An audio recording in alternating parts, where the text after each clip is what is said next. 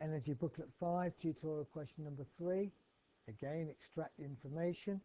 But it might be worth in this one just drawing what we know, because it's rather unusual information we're given.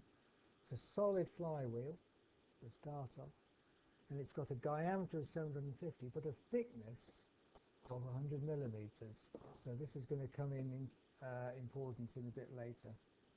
So write down what we know: the diameter 750, which is 0.75, thickness of 0.1 meters, the density of the material, which is new information, and then we're given the frequency. It's starting at 100 and accelerating up to 1000 RPM. So at this point you might want to actually calculate what the angular velocity is. Omega 1 is 2 pi times the frequency, which is 100 over 60, turns out to be that, and omega 2 that. So we know omega 1 and omega 2 effectively. We know the time is 60 seconds and the friction torque is 4 newton meters. So again, A, B, C, D, E, 5 parts to this, but in an exam you might find it's all compressed into one question, and you've got to do it part by part. So think about that as you're going through this question. So part A, find the moment of inertia of the flywheel. So if we look at part A, well, we know the formula. The moment of inertia is m little k squared. We can find the radius of gyration because we're given the diameter of the thing, and it's a solid flywheel, so we can look up the relevant formula on the equation sheet.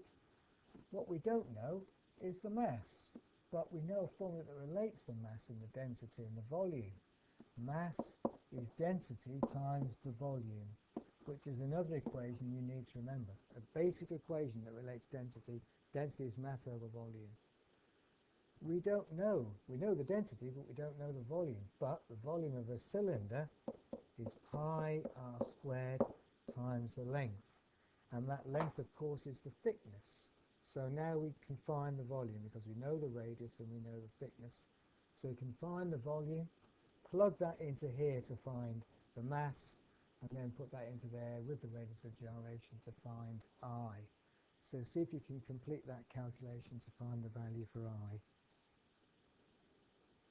And I turns out to be 23.34 kilogram meter squared for 4 significant figures. In part B, find the angle turns through. So the formula that's involved here is theta equals omega 2 plus omega 1 over 2.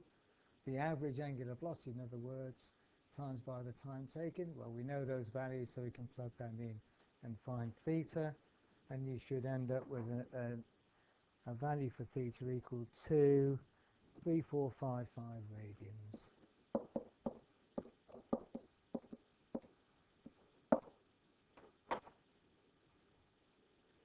Part C, find alpha. Gain alpha just from the equation of motion is the change in angular velocity, omega 2 minus omega 1 over the time taken. So plug the values in and out should come the answer. And alpha turns out to be 1.57 radians per second squared. Part D, find the torque. The equation is the torque is I alpha, force is mass times acceleration. We can find I from the radius of gyration, and we've calculated alpha, so we should be able to put in the values and get the answer, which is 35.1 newton meters to 3 significant figures. For the final part, to find the power, that's the work done over the time taken, but the work done in an angular sense is the torque times the angular acceleration over the time taken. Well, we found the torque, but don't forget we've got to add on that the total torque, which we've got here, is the applied torque plus the friction torque.